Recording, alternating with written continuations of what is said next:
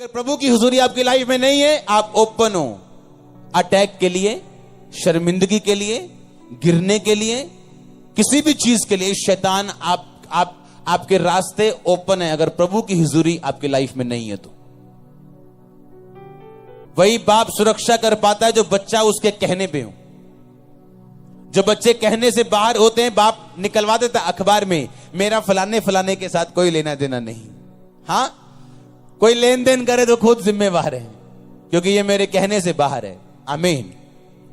आप अपने बाप के कहने के अंदर हो के बाहर, ये आपका दिल जानते हैं, मुझे बताने की जरूरत नहीं। आप जानते हो कि आप अपने स्वर्गीय बाप के प्रभु यीशु मसीह के कहने के अंदर हो या नहीं। हालेलुया, जोर से बोलो हालेलुया। क्या लिखा बाइबल में? जब तू कि अगर तू।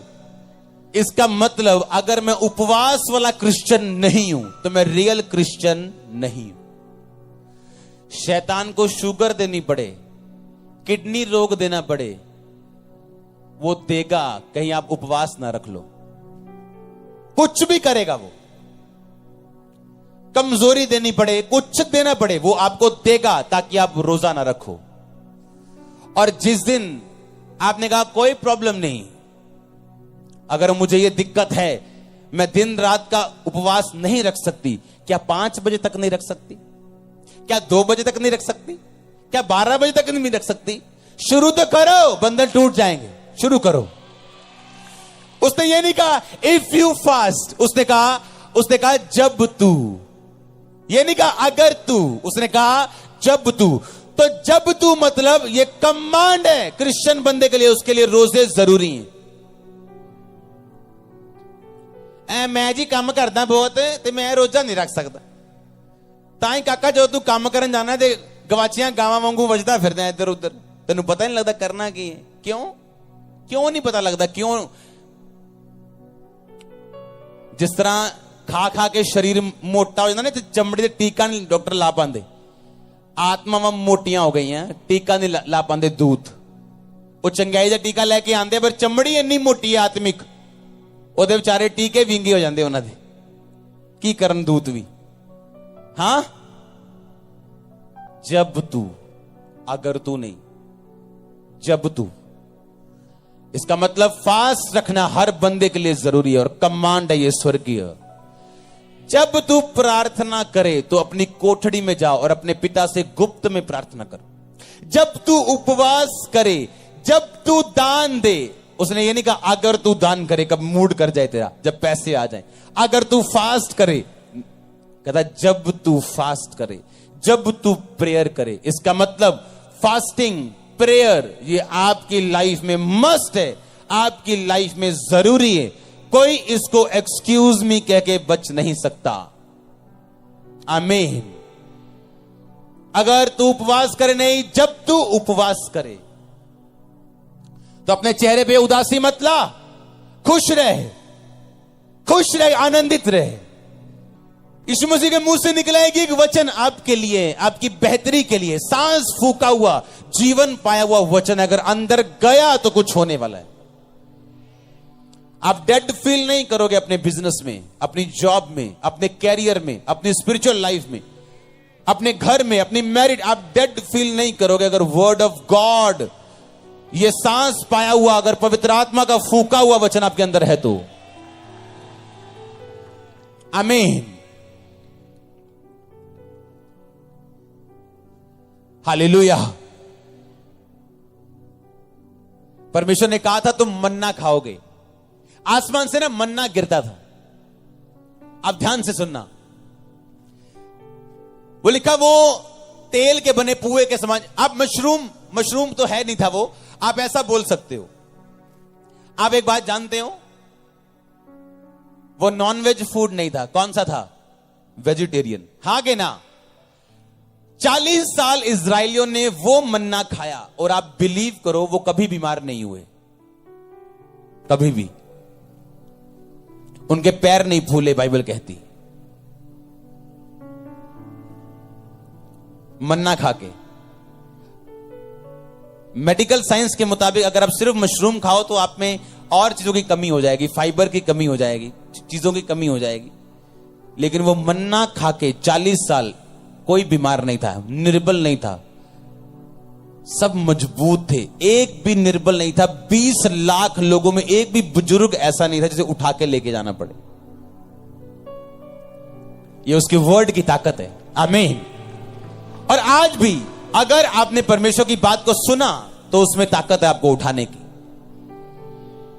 आमीन।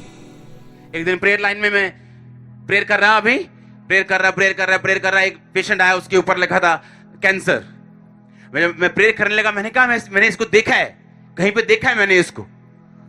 मुझे याद आया ये वही व्यक्ति है। तब मैंने उस पर प्रेयर की पहले, और मैं जब अपनी वाइफ के साथ वापस जा रहा था, मैंने बताया तेरे को ये कौन व्यक्ति है? उसने कहा नहीं मैं नहीं जानती। मैंने कहा तू नहीं जानती क्योंकि ये तेरे आने से, शादी से पहले का चर्च का मेंबर था। और आज तक अगर कोई लोग ऐसे हैं जो आकर मुंह पर मेरे साथ बहस किए, जिन्होंने, वो व्यक्ति था। किसी टीम मेंबर को उसने कुछ कहा और मैंने बोला कि अगर तू मेरी इज्जत करता है, चर्च की इज्जत करता है, तो तू टीम के लोगों की भी इज्जत करेगा। हाँ, और इस वजह से पता नहीं उसका क्या दिमाग में था, बहस के गया ऑफिस में, ये वो मैं देख लूंगा, मैं कर दूंगा। मैं कहता भाग जा यहां से। मैं ज्यादा बोला नहीं, मुझे मालूम था परमेश्वर मेरे साथ है, मैं जितना नेगेटिव बोलूंगा उस पर असर भी होगा और मेरी स्पिरिट खराब होगी। और उसको कैंसर हुआ उसी जीप का, प्रेयर लाइन में खड़ा रहते। मैं यहां की बात बोल रहा हूं, अपनी लाइफ की। मैं दूर की बातें नहीं बता रहा हूं आपको, किसी मोहल्ले दूसरे चर्च की बातें नहीं बता रहा हूं, मैं अपनी आपको लाइफ बता रहा हूं। हालेलुया। और मैंने उसके लिए एक बार प्रार्थना नहीं की कि इसको ये मर जाए, लुट जाए, टांग टूट जाए। कभी किसी के लिए रॉन्ग प्रार्थना नहीं की, नेवर। प्रभु के हाथों में सौंपे है कि अगर वो जीवित है, वो मेरे साथ है, लड़ लेगा। वो आपका परमेश्वर जीवित है, हाँ या ना? वो आपके लिए लड़ेगा कि नहीं लड़ेगा? तो क्या टेंशन है, क्या प्रॉब्लम है? वो लेकर घमंडियों का सामना करता है वो, और घमंडियों को नीचा करता है वो, उनके घमंड को डाउन करता है वो। अपने पास को कभी मत भूलो अगर तुम नम्र रहना चाहते हो तो। आमीन। जब कोई मुझे बोलता है वो आपका पास, मैं उससे और एक्सप्लेन करता हूं। हाँ ऐसा था, यहां 4 लोग थे, यहां कुछ नहीं था, और परमेश्वर ने इस तरह से ब्लेस किया। मैं फाइनेंशियली पर्सनल लाइफ में पहले से ही ब्लेस था, तो मैंने वो टेस्टिमनी कभी नहीं दी जो मेरी लाइफ में नहीं है। हालेलुया। मैं पर्सनली अपनी लाइफ में बिजनेसमैन था, ब्लेस था, लेकिन मिनिस्ट्री की ब्लेसिंग जो है वो परमेश्वर ने मुझे दी है। हालेलुया। क्योंकि जो मिनिस्ट्री का पैसा है वो मेरे पास नहीं आता, जो मिनिस्ट्री का पैसा है वो मिनिस्ट्री में जाता है, वो संस्था में जाता है। टीम बैठती है, गिनने वाली अलग, खर्चने वाली अलग, चेक करने वाली अलग, सीए अलग, उसके ऊपर सीए अलग, इतनी टीम्स बैठती हैं आपका पैसा 1 रुपया खर्चने के लिए भी। ऐसे नहीं चर्च चल रही और ऐसे नहीं बढ़े। हालेलुया। उसने कहा तू नम्र बनेगा, मैं तुझे बढ़ाऊंगा। कई बार ऐसे लोग आपकी लाइफ में आते हैं, आप उन्हें ब्लेस करो, उन्हें लगता है ये तो हमारा हक है। आप किसी गरीब रिश्तेदार को ब्लेस करते हैं, उनको लगता है ये हमारा हक है, ये अमीर है, हम गरीब हैं, ये हमारा हक है हेल्प लेना। ऐसे लोगों की कभी हेल्प मत करो। अगर वो ग्रेटिट्यूड नहीं देते, अगर वो थैंकफुल नहीं है, ऐसे लोगों की कभी हेल्प मत करो। आप परमेश्वर के सामने आए, आपको परमेश्वर ने हील किया, डिलीवर किया, कि आप नहीं जानते ऐसे लोग भी हैं जिनको उसने हील नहीं किया। आपको बेबी दिया, आप नहीं जानते ऐसे भी हैं जिनको अभी तक उसने बेबी नहीं दिया। आपको बड़ी चर्च दी, आप नहीं जानते ऐसे भी हैं जो प्रार्थना और उपवास और पवित्रता में चलने के बावजूद भी बड़ी चर्च नहीं है उनके पास। और अगर आप थैंकफुल नहीं, अगर आप धन्यवादी नहीं, आप परमेश्वर के सामने बड़ी ब्लेसिंग्स को नहीं देख सकते, अगले लेवल पे नहीं जा सकते। यह साबित करता है कि आप नम्रताई में नहीं। हालेलुया।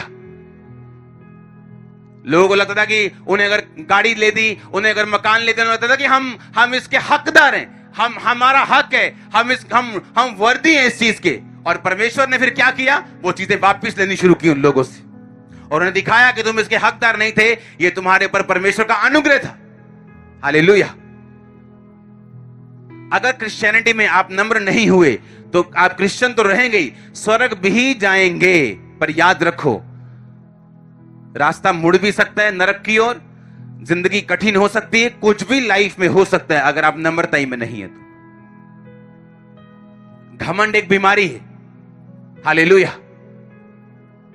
अपने पास को याद रखो, थैंकफुल रहो अगर कोई आपकी हेल्प करे, थैंकफुल रहो अगर कोई आपके लिए प्रेयर करे, थैंकफुल रहो हर चीज के लिए जो परमेश्वर आपको दे रहा है। आमीन।